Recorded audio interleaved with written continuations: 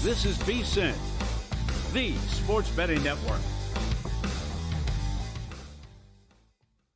Follow the money. That's what I always say. You always follow the money. Yeah. This is Follow the Money with Mitch Moss and Pauly Howard on VSiN.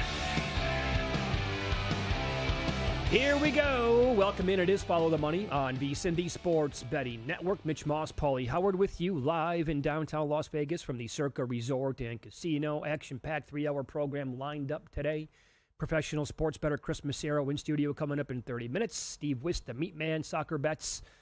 A little bit later on, we'll talk a little NFL today. Tim Benz from Pittsburgh will join the program. They're going to get Aaron Rodgers? What's the story here? And Matt Vasgersian. Observations early in the year in Major League Baseball, and we have two games coming up a little bit later on tonight. We'll get his thoughts on those with maybe a best bet or two. Unfortunately, Pauly, Dodgers aren't playing tonight. Yeah, that's too bad. Got to wait till tomorrow. Did you see this now? Massero in studio in 30 minutes, and he's big into this on Twitter as well. He's going to bet. He entered the season with a plan to bet the Dodgers on the run line in every game. I think he may have started after the Cubs series. So it's 4-2 at this point. I'm going to tell him, Chris, please also tell me that you have a plan that when they fall behind, you're betting this team live every night as well. It was incredible that down 5-0, Atlanta was only like $3. That was nuts. Because it was so early. Yep. And then a little bit later on in the game, I hopped in. Dodgers scored again to make it 5-3. I grabbed him at plus 172. I've done that twice this year. Last night and in the Tigers game in extras when they were down 5-4. Grabbed him at plus 196 in that neighborhood. That's probably going to be my plan. This is absolutely bonkers what's going on in Los Angeles. Yep. Snell didn't have much, although Muncy let him down in the first inning with that air. He would have got out of it, but then they shut him down the rest of the way. And these quotes after the game are incredible. On the night they give away the bobblehead and people are lined up 4 hours early. Muncy, we knew he was going to end it. Snell, I knew he was going to hit a home run. It's just what he does. Edman, I don't think anybody didn't expect him to hit a walk-off right there. The question was where he would hit it. And then they wind up 8-0. Topping the 1933 Yankees of Gehrig and Ruth, longest winning streak to begin a season for the reigning champs. Coupled with the Braves loss, they're now 0-7. And the other thing that's getting buried in this is the incredible historic start for the division. They're 8-0, the Padres are 7-0, the Giants are 5-1, and the Diamondbacks are 4-2. Yeah. This has never happened before, what's going on in the NL West. So now we're getting ready for Padres Cubs tomorrow and Dodgers Phillies. That this is great for baseball, and you're right, they're just going to find a way to get it done and win it. Dodgers on the road in Philadelphia. Yeah. They're not going to face Zach Wheeler, who was awesome yesterday for the Phillies, and the Phillies won again today, day game 3-1 over the Rockies. But that place last night when Ohtani, when it was perfect timing, right, with the bobblehead, and people were waiting that long to get into Dodger Stadium. If you've never been there before, first of all, Dodger Stadium is an amazing spot to watch a baseball game. The night that I was there, the last game I went to, it took, and we left it was a blowout. We left in the bottom of the 8th. I think it took 90 minutes to get out of there. Oh, it's something. I mean, It really is something else. Yep. But if you've never been, highly recommend. Got to go there at least once. Totally historical, obviously, and you feel it once you're there. But that place looked like it was in September in the middle of a pennant race or in October in a playoff game. 50,000 plus people, or it looked like a European soccer match when he hit the home run. The fans cannot get enough of this team. Mm-hmm. Again, I met somebody, he came here, he listens to VSiN all the time. He lives in LA, he's got season tickets. He goes, I don't even go to the games. I make 3 times my money every home game. And he said, just to get in now, upper deck, in the corner, sightlines suck, minimum $100.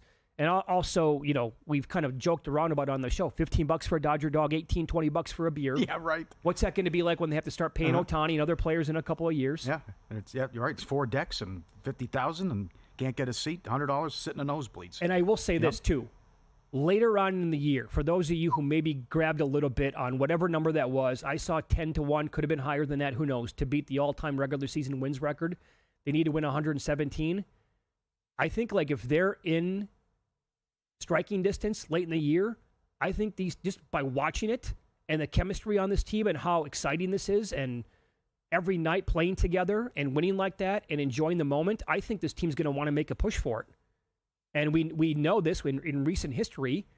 Teams have not done well with rest in the playoffs. They're not really going to do sit their guys. Why? That's stupid. They're not going to give them 2 weeks off if they have a 20-game lead in the National League West. They're going to want to play, and I think they're going to want to make a push. Again, if they're close late in the season, all the players are going to say, hell yeah, let's go for 117, or maybe even more wins than that. And what's that, the third time the starter didn't give them anything as well, and they still won because the bullpen was rock solid behind them. So it's great to watch. Man, it really gets juicy if they can take out the Phillies now coming up this weekend with some good pitching matchups. What are they going to be? And kudos to all these sports books. This has become a very popular market. We've talked about it now for a couple of years running. The most wins in a given month. Yeah, right. Right? Like for May. Not even looking at the schedule. Are books just going to put up like plus 150 on the Dodgers? Like we don't even want to take your bets on them, bet other teams? They're going to win 20 games every single month? And they're going to be in contention? Or maybe how many times will the Dodgers win most wins in a certain month this year? That's a good one. 3? Yeah, how many wins? And also, one of these prices going to go crazy. I mean, you're going to take money every game, and if you still get in the 250 range, now you were playing good opponents, but what happens when you take on some of these bad teams? Yeah, right. How high these lines get. On the flip side, how about the level of concern with Atlanta? Now, this has never happened before. You never started like this and made the playoffs in history. Mm-hmm. So now you're 0-7, and the Phillies won again today as well. So they're 5.5 games back, and we are 2 days away from the Final Four. And they're that many games back already. You're right. Never happened before. A team that has started 0-7 has never made the playoffs. At DraftKings, Braves currently, yes, minus 230. No is plus 180. Is that a juicy enough price here early in the season, or is that a complete overreaction to bet them at plus 180 to miss the playoffs? I don't think it's an overreaction. They finally got the offense going, and they still lost. So they got to get the offense straightened out like a lot of teams here, too. But this is, you can't say, look who we played, but still. It's been 42 years since a team started 0-7 and finished with a winning record. Oh, that's good. Wow, they're really up against it. That is good. History against them. Look at everything going wrong so far. Profar, suspended 80 games. Right. To begin the year, road trip, San Diego and L.A. swept by both teams. Third and fourth starters, by the way, for the Padres. Vasquez and Pivetta couldn't score a single run. Ozuna, 7 strikeouts, 13 walks, a 188 batting average, but 552 on base. Starting pitching, not great. Acuna, probably a month away. Mm-hmm. Spencer Strider, getting closer to a return, but he's still out. And Lopez has shoulder inflammation. It couldn't be any worse right now for Atlanta. And it's a tough division, too. Phillies are good. Mets are supposed to be good. Mm-hmm. Marlins are surprising people. It's an uphill climb, no doubt. Padres put themselves in a big hole. Yep. What do you think of the Padres now? To make the playoffs, 7-0 on the year. They were plus money before the season started. Now they're minus 165 to make. Remember all this talk about, hey, Cease is going to get traded by the deadline. Yeah, right. Well, that completely flips if they're, the second best team in the National League at the deadline. And then they went out and gave Merrill all that money and locked him up. Right. So you got to be loving the bullpen and what they've done. So it'll be a good test going to Wrigley. And I actually like the Cubs tomorrow. They face Imanaga. But that'll be a good test and see how they do against the Cubbies and moving forward. But right now it's been great, and the bullpen's an A+. A couple of teams here I'm not going to overreact to at all. The Cardinals are 4-2. To make the playoffs, a yes is plus 310. I would say maybe in that division. Maybe. However, the Blue Jays are 5-2. Yep.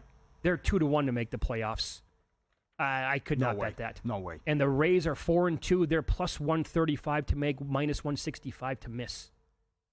I would be more inclined to think the Rays might make it than the Blue Jays, but I don't think I want to bet either team. Yep. Tampa, every game but one's gone under. Texas, 6-1 to the under. Yeah. Seattle, 5-1-1 to the under. Colorado, 5-1 to the under. The pitching again today can't believe, was awesome. They lost 3-1. St. Louis, 5-1 to the over. Minnesota, they're starting right now. Their home opener, 4-1-1. And if you take out the 2 games in Tokyo, the Cubs are 6-0-1 to the over, and Baltimore's 5-2 to the over. I do have a bet on this game, so we'll track this over the next 3 hours. I took the Astros plus 123.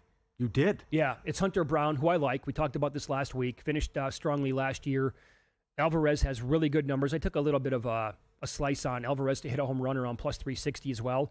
Ryan's going for the Twins, but this Twins team off to a shaky start at best. Houston's you're not writing home about this team either. 12 runs in 6 games. Yeah, but I did take at that number. I thought, okay, that's big enough for me to grab it then. All right. And Charlie Morton got roughed up again for the Orioles, and the Red Sox won. Morton did have 10 strikeouts, though, in I 5 missed that. innings. Did he really? Yeah, right. He's 8-1, I think. Well, how many the times daily is that leader. What was he? Did you write that down? 8-1. It was 8-1. Yeah. How many times are we getting this now already? Yes. Somebody's just one, maybe multiple guys every day flying over that, know.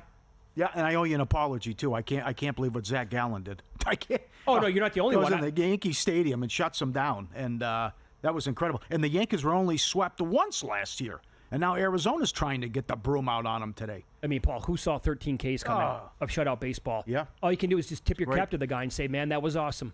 Because his road numbers last couple of years not great. Terrible. The torpedo bats are coming to get you. Yep. Not last night. Yep. That was something. I did also bet. This is a little bit later on, but Nasty Nestor's going. Mm-hmm. It was as ugly as it gets in his opening day start. Yeah, it's great to see his ERA 36. Yeah, I took who's going to hit a home run here tonight. I took De La Cruz plus 490. Yeah, someone will touch him up. Sure. I like that. Torpedo bat, get him. Launch the torpedoes. Let's go. Sure. Outs prop under, too. Yeah. Want to know where the money's really going? Unlike other sources, our betting splits come straight from Circa and DraftKings. Circa takes huge bets from pro bettors. That means you're getting the real action, not just the public money, but kind of wagers that move lines. See the percentage of bets versus percentage of handle on every game across every major sport. People love it. It's huge. VSiN Summer Special right now, $59 until August 1st. VSiN.com/subscribe. And every pick, every host, every guest, and the daily email from Bill 80 as well. VSiN.com/subscribe. All right, so fourth meeting between these two teams on the season. Both teams look a little bit different tonight than they have with previous matchups. But it also could be a preview of a playoff series as well. It's been lopsided so far. Details on that next here on VSiN.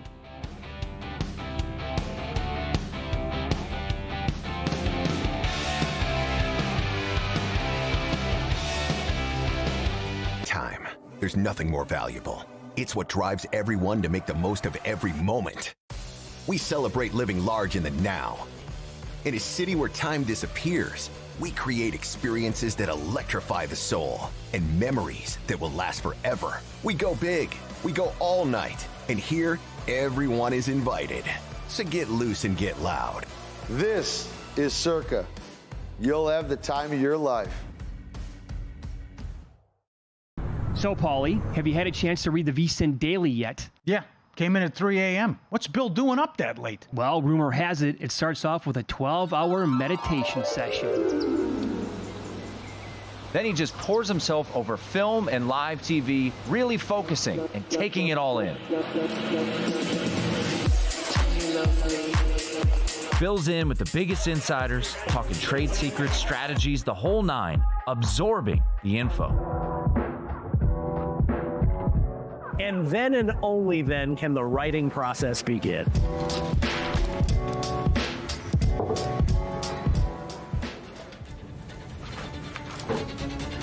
In Las Vegas, Bill's late night becomes your early morning. Wake up to the very latest betting insights in your inbox with the VSiN Daily. Sign up for free at vsin.com/newsletter. On the next episode of Prop Points, RotoWire's Alan Soslowski and Joe Bartle will be your hosts for the day. Alan and Joe will be joined by our good pal Brandon Kravitz to preview the Final Four. Brandon will also hand out his favorite bets for Friday's NBA slate. Later, the host will be joined by Eric Alterman to give out his favorite props and plays for a busy Friday in Major League Baseball. Finally, Alan and Joe will close it out with the latest updates regarding the NFL Draft and how that impacts the betting markets. Tune in to Prop Points, 2 p.m. Eastern on VSiN, the Sports Betting Network.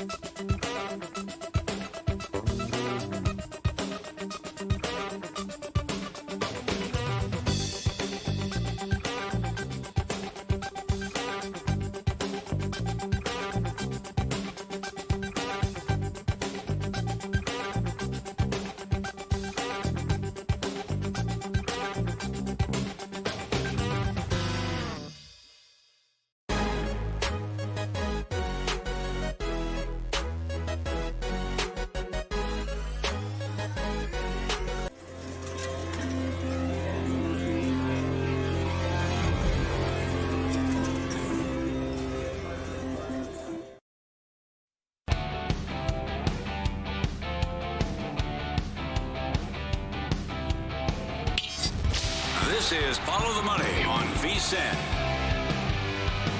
Not only is this a good matchup tonight, it's potentially a preview of what we might get in the playoffs, and right away. Oh, I hope not. I don't want this to be the 4-5, although it would do a huge ratings. Oh, my God, Paul. Remember the last time they played in the second round was a huge ratings number.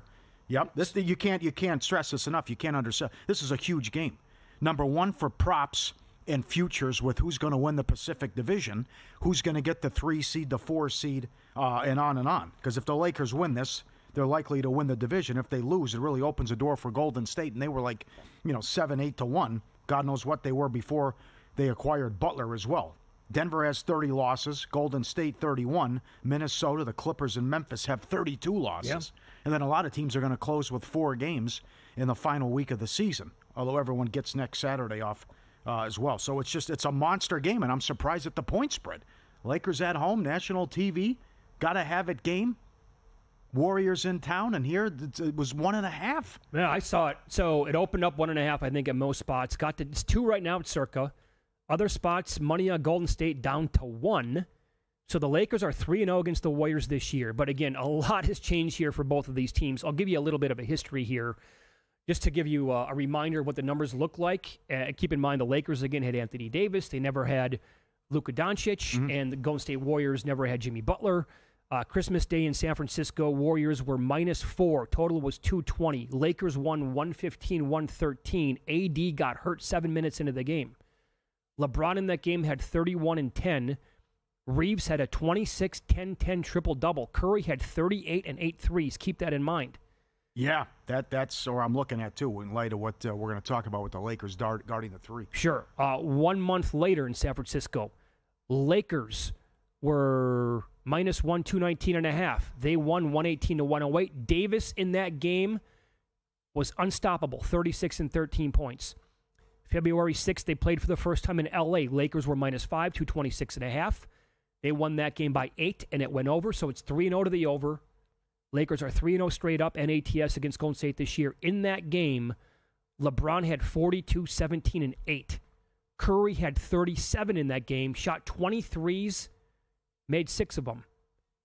And in the 3 games versus the Lakers, Curry has averaged 14.7 three-point attempts per game. So you figure that Draymond Green is going to get a heavy dose of LeBron tonight. It has not gone well for Green in this matchup so far this year. And Butler is probably going to he's going to have to be assigned to Luka, right? That's what I would assume anyway. Mm-hmm. But then who's going to take Curry for the Lakers? Finney Smith? I don't know. Good question. It was a brand new team since they played. You're right.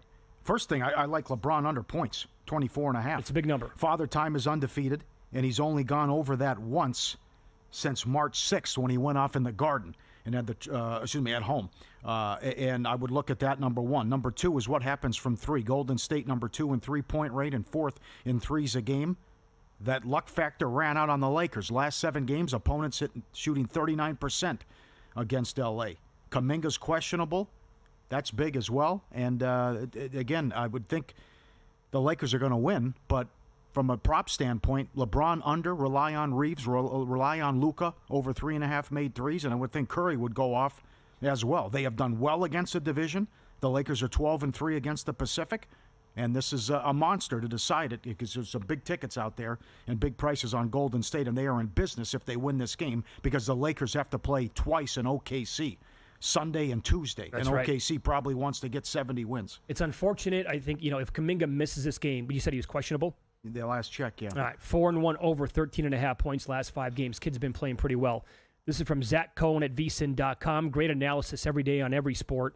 When you become a VSiN Pro subscriber at VSiN.com/subscribe. Cohen says, and he's on Golden State, since March 1st, the Warriors 12-4, and their efficiency differential is +6. The team is 7th in the league in points allowed per 100 possessions. And since then, Steph Curry has been awesome on offense. That 52-point performance against the Grizzlies this week. And in that same span, the Lakers are only 9-8 with a differential of -2.1. But you can also come back and say LeBron missed some of that time. He was out, right. Yeah, sure. Well, it's like Lucas said, though. We're a tough team to beat when we play a complete game. And that's what Reddick keeps saying. Don't take your foot off the gas and give me a better effort. They were up 20 against Memphis, blew it, but won. They were up 18 in the fourth quarter against the Bulls. If something happens from the division or a seed standpoint, remember that game. Up 18 in the fourth, and they gave up 9 points in the last 10 seconds. So they've had some tough losses here. But with him out, and then when they're full strength, I think they're going to be a force, and maybe they are the second-best team in the West. But this is a good test to see if they can go 4-0 against them, and I think we're giving Golden State a little too much credit for what's happened, even though it's really Curry's been awesome since the Butler trade as well. But when you have Reeves, LeBron, and Luka, you're going to get whatever you want offensively. They just got to do a better job defensively and do a better job of guarding the three. We'll see. I think if we get that, and I think we will tonight, I want to really see how it plays out with Jimmy Butler on Luka. Yeah. Well, the big thing might be decided from the supporting cast, too. And of course it could be. These guys were great against Memphis. I mean, remember, Vincent was awesome with Miami. He got the big contract. He was hurt all of last year. He had a big game against the Rockets. He's going to knock down open threes. Finney-Smith as well. What can Hayes give you down low? So if these guys can chip in, then it's they're probably going to score 125, 130 points. I'd say good luck. Curry's made three prop tonight is 4.5. It's not juiced. I mean, it's minus 110, I think, is the lowest I can actually find on that. And like I said, it's a national TV game. He loves playing against the Lakers. They've had some stinkers, though, here. It was more when the Lakers were down, though. And games. He's averaged 15 threes per game. Yeah. Attempts against the Lakers so far this year. I mean, he takes 15 again tonight. I feel pretty comfortable that he's going to hit at least 5. Yep. Because I don't think the Lakers have anybody that will neutralize him. He's going to get his shots, and if they're not falling, then it's just an off night for him. That's how I feel about it. But can you imagine if this is a first-round playoff series? Oh, man. I think it would be insane. I would love that, actually. Definitely in play. OKC will be the 1. Houston's going to be the 2. And then, if the Lakers win this game, they could hold off Denver. But it'll be, it's still a mess about. This changes everything if the Lakers lose this game. Because then they're tied with Denver. Golden State's only a game back. And then, as I mentioned, Memphis, Clippers, and Minnesota all have 32 losses. So then it's who's sitting who and who's out and all that other stuff and resting down the stretch. Yeah. Side note, I also don't think that Curry's just going to score his points tonight by shooting threes. I think he's going to be able to do pretty much whatever he wants to get in the paint, maybe at the rack. It's 25.5 for his points tonight. Okay. Got to go Grimes over, right? 23.5? That's all. Yeah, but Maxey out for the year? They're sitting people. I mean, look at what he's done going back. It goes back to, with all these teams sitting people, someone's got to score. And then you take it on Milwaukee, who doesn't play any defense. And been terrible lately. Yeah, right. So he did it the other night, and I think you have to keep coming back till you get beat. 26, 22, but it wasn't, the prop was lower than that, so he went over. 26, 25, 28, 46, 28, 29, 35, 25. He just had that one game against Miami when he only had 15. He's 9-2 over this number last 11 games. Here's my one concern about Philadelphia. The blowout factor exists in every single game. And at what point will they say, yeah, we're good, Grimes. You don't have to go back into the game tonight. And he could be sitting on 19 points in a 25-point blowout, and they just say, let's pack it in for the season. That's what I'm concerned about here is we only have 7, 8 days left of the season? Yeah, well, they already have, and they got to get that top 6 pick, but which they're looking good because I don't think they're going to win a game till next week or even have a chance. So how about Morant tonight? Now they're taking on a good Heat defense. Now look at this now. Miami's good job with the Grandy. Bulls lost. Yeah. Heat outright. Wish I would have had money line. All of a sudden, the Heat have won 6 in a row, but I think this is the first win for the interim coach with Memphis. Ja is 10-1 over 23.5 points last 11 games. Tough spot. Big win in Boston, back-to-back now. Memphis angry. I would think Memphis can get their first win here for the new coach. Yeah, I'm taking money here at Circa, getting up to 5.5 points in that game. Jaren Jackson has made a 3. Check that. At least 2 threes in 7 straight games. Over 1.5 tonight is minus 135. He's not taking a ton. That's my concern. And Bam has made a 3 in 8 straight games, but you got to lay like $2 for him to hit one tonight in the game. 4-point move on Portland. I agree with it. Can't give it out now. It's up to 5. But all these guys, Toronto's tanking, and all these guys for Portland have been awesome to their player props. All of them. Yep. Kamara awesome. the center, Divija. Did it again, yeah. So good. Huge game God, against is he Atlanta. Good. Yep. Sharp's also been really, really good, too. Yep, and the Sharp Place has been with us from day one. Remember, he came up with Mr. Poison. Yeah. And I remember our old friend Dave Koken used to do this. He used to reach out to some of his friends who ran offshore books, and he would say, what's the public betting? And they would go the other way, and he'd have a great record. And the Sharp Plays is your secret weapon. They've been building trusted relationships with major books and insiders worldwide since 2011. Daily updates on what top bettors and groups are wagering on, and they have a cutting-edge AI betting analyst that provides even more selections and reports. You can check out their free content anytime. Explore their records, online logs. Check out the website, sharpplays.com. We love him. He's been with us since the first day of Follow the Money. You have nothing to lose, and join a team that's never had a losing year. Sharpplays.com. Professional sports bettor Chris Massero had an approach to betting the Dodgers every single game this season. Find out what that is, and also his best bets for the Final Four next here on VSiN.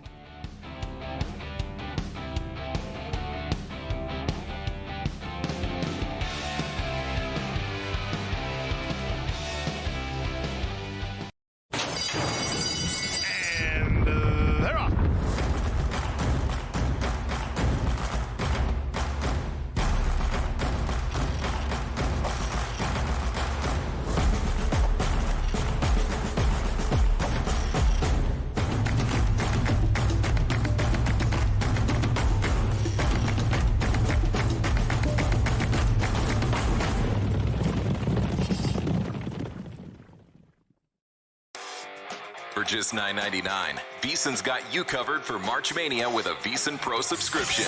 You'll get access to bracket breakdowns, daily expert picks, as well as our March Mania betting guide, exclusive to Pro subscribers. Go to VSiN.com/subscribe today to sign up for just $9.99. And don't forget to catch us on the go with the VSiN Watch app, or listen on SiriusXM Channel 158 and join us on the Sports Betting Network.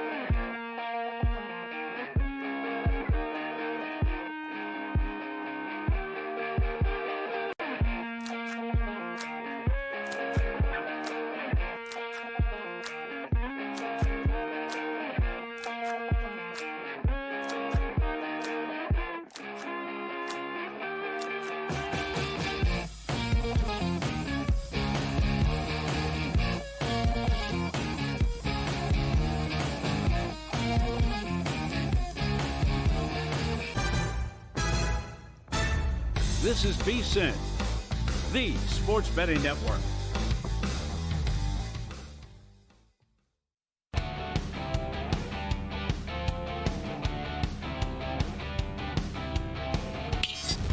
This is Follow the Money on VSiN.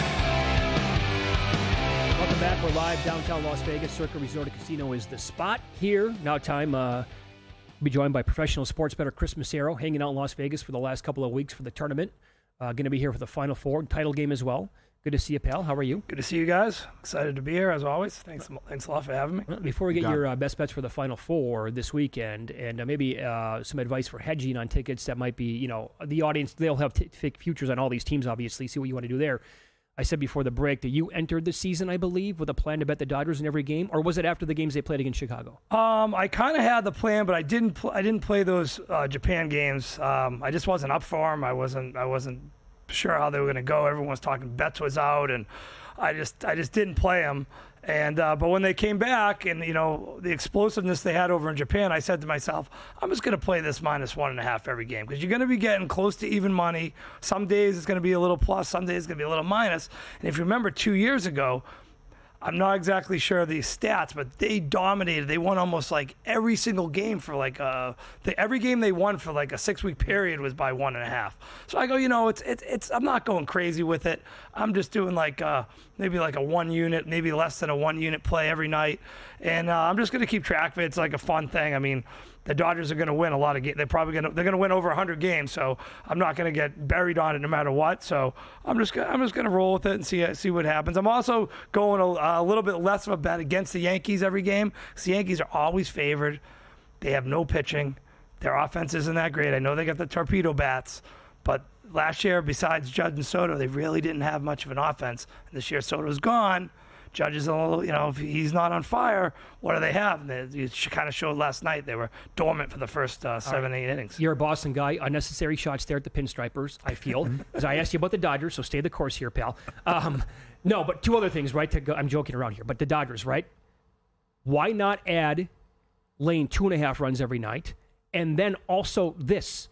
When they fall behind in games, bet them at plus money. Well, my buddy Mark, who bets the Dodgers about as much as I do, or even more, he loves live Dodgers as soon as they go down. And he texted me last night, but the problem was I didn't realize they were already down because I was at the Wynn watching the Celtics Heat game, which I was highly invested in, and they didn't have the Dodger game on because it started at a weird time. It started at like 5:30. Yeah. So it wasn't up on any of the screens yet, and I got a couple texts like, "Oh, Braves, they're already up 3-0." So I kind of missed it. It wasn't on my computer. I just didn't hop on it. But yeah, it's a great. They never give up. They never give up, and they hit more home runs than just about anyone. And anyone in the lineup can hit home runs. Look at Edmonds. Are you kidding me? Guy's got, what does he have? 4 home runs already? Yeah, I think so. Yeah. I mean, little guy from San Diego is doing well in LA. So, I mean, the whole team just, and like I was listening to you guys on the way in, you were mentioning like how the camaraderie of the team, everyone loves each other on this team. Yep. They're all doing the dance. They're all hugging each other. They're throwing the sunflower seeds. I mean, I can't believe the quotes after the game, like 4 different guys. We knew he was going to hit a home run. Yeah. That's what he does, and we see it every day. But I kind of feel like I've had a feeling too. I just wanted a guy to get on base. I'm like, just get somebody on for Ohtani because he's going to do it. I'm going to get the 1.5. I mean, it happened the other night. Mookie Betts hit 2 of them. That's right. I mean, how do you win by 2 when you're down by 2 in extra innings at home? So, like you said, they don't give up, and that's probably a great angle to bet them live every time they go down. Yep. How about the Final Four here? Let's start with the Duke game. And Houston's offense, the best offense they've had was Sampson. I know it's let them down in the past. They couldn't score against Nova a couple of years ago, but this is a fascinating matchup with the best offense against the best defense. Okay, anyone who knows me, follows me on Twitter, X, whatever you want to call it, knows I'm highly invested in Duke. I have them in massive future parlays that are all closing to Duke, which also, if they win, activate a bunch more bets on OKC West, Celtics East, Cavs East. So if I didn't have those tickets, what would I be doing? I would still be on Duke. Yeah, Houston shoots really good from three-point land, but how are they going to shoot with the length of the Duke defenders? Duke knows they're not going to do anything down low, and with Malawach in there, Houston doesn't go down there anyway, so they're not going to go down there with him. And then you got length all over the perimeter with Duke defenders who defend really well, defend the three really well. Houston's going to have to shoot an outrageous percentage from three to win this game. How many points can Houston really score? Can they get to 70? I say no. I don't think Mitch. I don't think Mitch, they can. Can't get I to don't 70. think they can. If you watch the game, 60. everyone's bragging about Houston's how great they played against Tennessee, which they did play good, but Tennessee shot 5 of 29 from 3. A lot of those threes were pretty wide open. You're right. Yeah. I mean, every team has got at least 23 attempts. Yeah, 20 attempts in every game in the tournament. 17% from 3, and Lanier and Ziegler were 3 of 17. I mean, those are your two best players on Tennessee. If the two best players are only going to hit 3 out of 17 from 3, it's not going to happen. Duke has 3 guys who shoot over 40%. You got James, Proctor, and Kneppel. And that doesn't even count Flagg, who shoots 37.4%. And me and Mitch were talking earlier today, when Flagg's having a bad game, he's not forcing it. He's like a jack of all trades. He's making the right pass to the open guy, whether it's an alley-oop to Malawach or kicking it out to Proctor. Duke is shooting a ridiculous percentage in these games because all their shots are wide open. The threes are wide open. They're getting dunks. They're getting layups. I would be on Duke. You could find 5. I've seen a couple rogue 4.5s. 5 is pretty much the number. I'd be on Duke if I didn't already have them. I'm not going to be on them because I have the ticket. So, but I'm excited for the game Saturday. I can't wait for the Duke game. 2 player props. One, Flagg talked about this yesterday. 19.5, juiced heavily to the under. Some books have moved it to 18.5, even juiced under on that. Another one too is Cryer is 16.5. Is he going to score 7? We forget about this. Duke's defense is also elite. Is he going to score 17 plus points against Duke? I think Duke's defense is just as good as Houston's defense. And if you go back to the Purdue game, when I'm not exactly sure the exact stats, but Cryer was 1 for 10 at threes. He was horrific in that game. Yeah. So, and that was against Purdue has a good 3-point defense, but not as good as Duke's. So, we got a good tweet on that. Francesa says he was sick. He probably talked to Nance. Cryer was sick against Purdue. Yeah. Who knows? Over under Nance shots. Yeah, 2.5. Right? 2.5. What do you think? Over? Under? Over. Oh, definitely over. Over 2.5. Oh, definitely over. They'll have the split screen with the Masters. Yeah, there you go. I go over 2.5 Nats, under 4.5 Coach K. Yeah. That's a huge number. They're going to show him 5 times? Oh, no chance of Coach K. That's way too many. Unnecessary. Yeah. He's because he always has a miserable smirk on his. It's like just a not a happy. He's never happy. Not a happy guy. I don't care for the term. Some people call him rat face. Yes. So do with that what you like. Well, they called Marchand the rat face. For the Bruins. So I mean, you have a distinctive look. Sometimes you get a uncomplimentary nickname. How about the other game now? So this game, I'm still in the VSiN contest, circa basketball challenge there. I mean, I'm not in the running, but Luke had texted me, asked me when you have to put your picks in, so I just logged in, and it's not till tomorrow. But I'm going to play Duke as my best bet, just because I don't have to bet it in real life, and I'll use it there. But I also like under in this Florida Auburn game. Both teams, for as awesome as they are, and stars all over the court, and guys that can do everything, they're not the smartest teams. I mean, the turnovers by Florida, and some of those games, the first half of the UConn game, like what was I watching? There was like 11 turnovers, just totally sloppy with the ball. And Auburn does some wacky things too, like some of the shot selections. And I've heard you guys harping about it all week, how just give the ball the broom. They can't stop the guy. Instead, they're just dying to shoot the hero ball threes all game, even though when they're not shooting or when they're not going in. And I'm not sure what that's all about. And I've heard some other people talk about, Baker Mazzara, he has to either be totally engaged, or if he's not totally engaged, he's useless. But when he is totally engaged, the threat is he might do something crazy and get himself kicked out of the games. I'm going to see this game being a little bit more of an under. I don't think they're going to just jump into the Final Four and go like that breakneck pace like it's an SEC home game. So I like the under in that game, and I like Duke. So those would be my 2 plays on those 2 games. Whether Broom is completely healthy, and if he is, I would like Auburn, but you're just not going to know. I'm going to probably see how he practices today and tomorrow. I haven't heard anything yet on the practices, so we'll see how he's doing. He says he's good. But, yeah, you responded to that gentleman with the $80,000 ticket? Tell him put 10,000. Yeah, I didn't realize he had. He has Duke though too. I didn't realize he had Duke, and I also didn't realize the line for Duke Florida was going to be as high as it was. That guy actually says he's coming to Circa either today or tomorrow. He wanted to meet up and discuss like what he could possibly do. But I mean, listen, the guy put $1,000 for a bet in. If someone told him like 5 minutes after you put that $1,000 in, hey, we're going to be able to hand you $10,000, pretty sure he would have taken the $10,000. He can definitely make $10,000 out of this. Maybe he can make more, depending upon the matchup. But you can't go this far without getting something out of it. And I hope he at least does a little bit of a hedge. You can take Auburn, and you know what? Maybe you can hit both bets. Maybe Florida wins by 1 or 2. Yep. Take VSiN with you anywhere, anytime. Become a VSiN Pro subscriber today. Stay connected to the action wherever you go with the VSiN Watch app, available on your phone, tablet, and smart TV. 24/7 live access to the audio and video streams, replays of your favorite shows, quick access to clips by sport, tailored to your interest. Download the VSiN Watch app today. Watch VSiN anywhere, anytime. Get it now.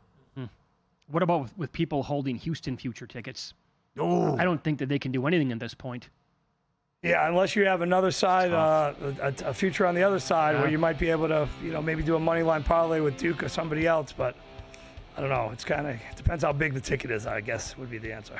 Stick around. One more segment here with Christmas era. Professional sports bettor, win some, lose some is up next. Paul's going to recap last night's betting action right here on Follow the Money.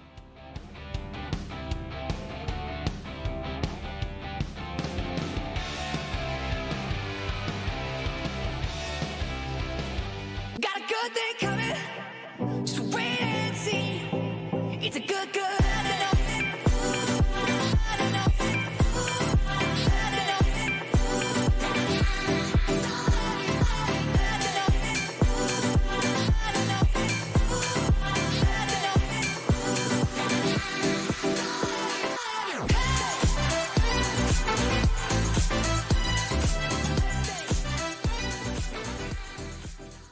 Join Matt Brown and Mike Somich on Ready, Set, Bet as they get you ready to make your bets for all the weekend games. We're going to be at the end of this thing with money guns, or I'm just going to be like, begging people for change out on Fremont Street. It feels like the Twins and the Guardians have higher floors but lower ceilings. Don't miss out on crucial advice for live betting once the game starts, as well as looking ahead to the upcoming action. Tune in to Ready, Set, Bet, weekends at 1 p.m. Eastern on VSiN, the sports betting network.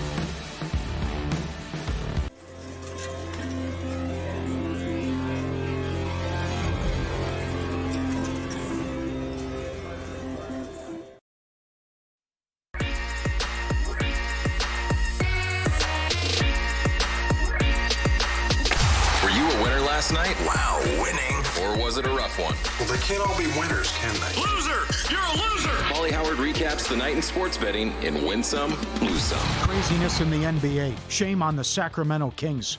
Lost to Washington, plus 625. Oh, who's going to get this 10 seed? Nobody wants it. Phoenix might, get this even with Durant out and luck into it. I mean, this is ridiculous what's going on. Sacramento, it's like 1-7 down the stretch. Heat plus 425. Double-digit dogs, one in Boston, Malinsky special. Now, if you got 11-1 right away, congrats. The Spurs were 15, then came down to 2.5. Denver sat everybody. Mm-hmm. And the Spurs won by 7. Oh, those Westbrook props came in last night, man. It was a back-to-back off the double overtime, and no one played for Denver other than Westbrook. Phillies yesterday, $3 up to $3.45, and the Dodgers $2.10 up to $2.50. Colorado Avalanche $3.10 up to $4.25, beat the Blackhawks in overtime. Ipswich Town 7-1 in the Premier League. Crystal Palace, Southampton draw 3-1, and Oklahoma City has won and covered 12 in a row. And a lot of those are double-digit spreads, too. The average line, I think, is 8.5. Ben Fowkes had the tweet. I think they have 50 wins by double digits, tying the all-time record. Oh. I think I saw that last night or today.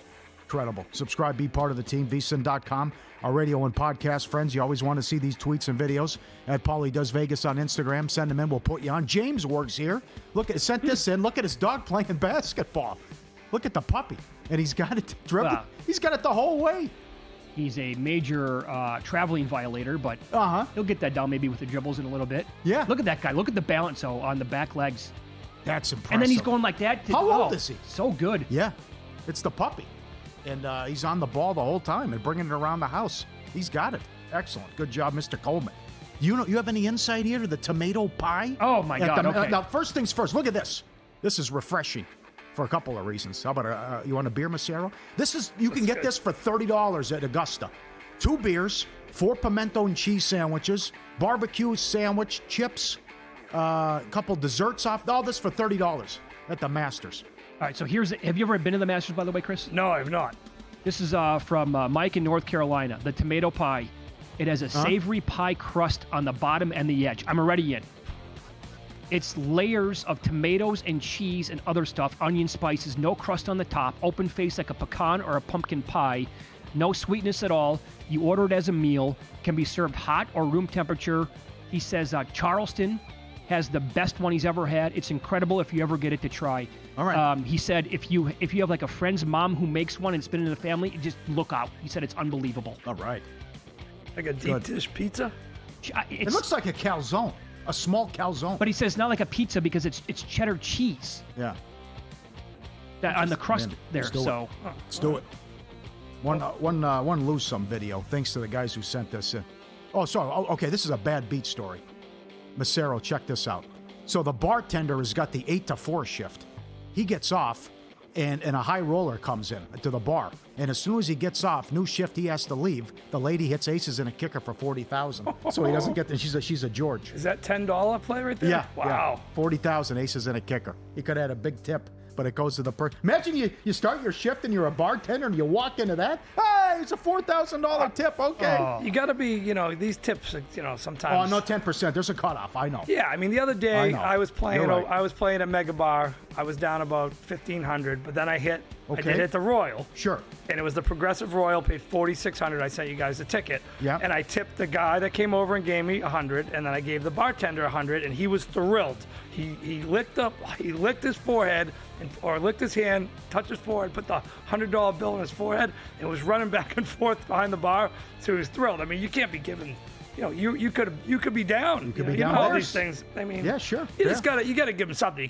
Don't be cheap, but you can't be dishing out $500 just because you hit 4,000. Depends what's going on. Depends how you're doing. You're if you hit 2 of them in a row, maybe you give a little bit more. Justin sent this in. We're living in a society. Guys on the flight with him. Look at you got the guy. As soon as the plane starts to take off, he takes the shoes and the socks. Look at he's got the aisle seat. You got to walk through. Oh my God, he's sitting right next to him, barefoot. Takes the shoes and socks off on the flight. Bet for the books, Boise State 5.5 up to 9, won by 7. Nebraska from 7 up to 10.5, won by 12. They play Saturday morning in the semis of the Crown. One bad beat. Kraken Canucks over 5.5. We get 5 from Seattle. Nothing from Vancouver. Oh, man. Ridiculous. That's win-lose. Macero, are you more excited? You're a Boston guy. Are you more excited for the Final Four or the second trial of Karen Reed? Free Karen Reed. I'm a free Karen Reed guy. I know I'm going to take a lot of heat from that. There's a lot of guys that I'm very close with who are just on the opposite side, but most of the people I know are on free Karen Reed. Right. Yeah. There was shenanigans. I just watched the documentary. I can't believe the shenanigans with the cop and what happened. With the guy's got bite marks on his arm. Hey, where's the dog? Oh, I got rid of it. You got rid of it. And then they're butt dialing each other at 2 a.m, and the girl types in, how long will a body stay? Or how long till someone dies in the cold? How long to die in cold? Yeah. She Googles this. And, oh, no, he didn't come into the house. I mean, this is, and our friend lives in Dedham, Mass, like a block from where the trial's going on. And it's like OJ Part 2, where you got the people who are for the cop and O'Keefe, and then you got the free and Colonel Boy. It's crazy. There's a lot going on there. Let's get your thoughts on this. Jennifer Tilly tweeted this out last night. A long time ago, I was auditioning for the movie The Doors. It was kind of a cattle call. They paired together potential Jims with potential Pamelas, and they were running behind, so we were spilling out of the casting office. Porch, lawn, driveway, you name it. All of a sudden, a 60s convertible came screeching up, blaring Doors music at the top volume, and a guy jumped out and strode inside. He had wild hair, and he was barefoot, shirtless, and wearing nothing but a pair of tight leather pants. We all looked at each other like, who the hell is this guy? We were more than a little shook by the sheer audacity of his entrance. Of course, it was Val Kilmer. And from that minute on, nobody else stood a chance. R.I.P. King. I saw that you retweeted that last night, and it kind of gave me chills. It gave me a little chills again, and the guy's just a legend. I sent it to a few people, and that was their response.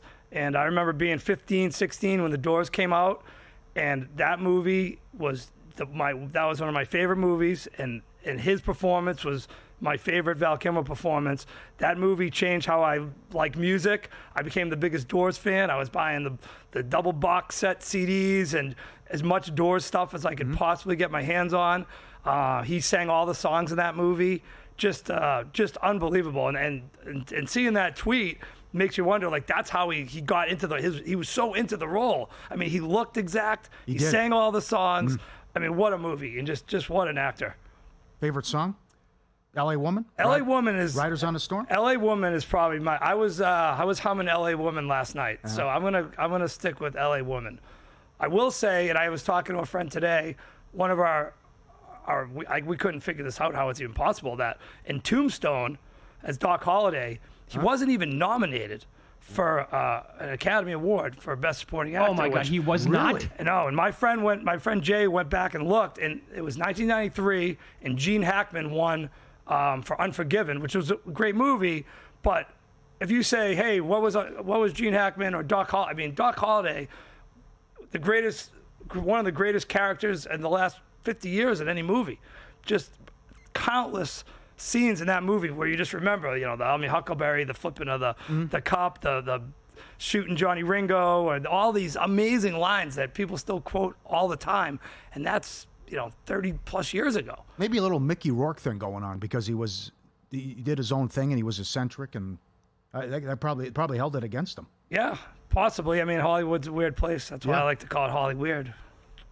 Good one. Disappeared for 10 years. It was incredible. Did you guys ever watch Real Genius when we were younger? No, I did not. Early to mid 80s. It was awesome. What was his name in that? His character. I saw something about this. Like, he'll always be that character to me. That's what somebody tweeted out, and he was just a really super smart guy. And that I just didn't. I don't know what his best role / movie was, to be honest. You can make a case for Heat, like you said. Holiday in Tombstone was so good. Iceman. That's how a lot of people remember him as well. I just think the range in the Doors movie, the fact that he looked exactly like Jim Morrison and he sang all the songs, and it sounded just like the Doors. Hey, both your thoughts on this. Draymond Green was on NBA Today on ESPN, basically begging to win the Defensive Player of the Year. Unbelievable. He said, "This might be my last chance to win the award." This guy is this. Are you serious with this? Cry me a river, Draymond. Oh, it's so unfortunate. when going gets tough for Draymond, he just he might stomp on somebody's midsection in the finals and cost your team the championship. Who does this? Harden did it once. He's begging for the award. Harden, I got to get the MVP that year. I mean, this is man. Hopefully the Lou Dort late surge will come through for the boys on the set today. For the good guys. Yeah. Massaro also likes Chattanooga tonight in the NIT. Okay. Got him plus 4. A good number. Got him plus 4. Got a good number. VSiN summer specials here from Augusta to the NFL draft, NBA, NHL playoffs, and the Kentucky Derby. Get everything all summer long for just $59. Every best bet, every host, every guest. The picks on the Masters, the betting splits, DraftKings and Circa. Prop analyzer, every sport, every edge, one price.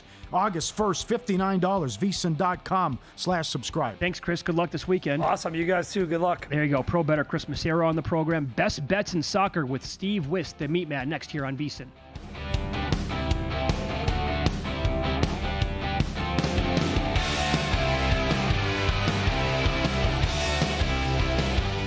And we're out.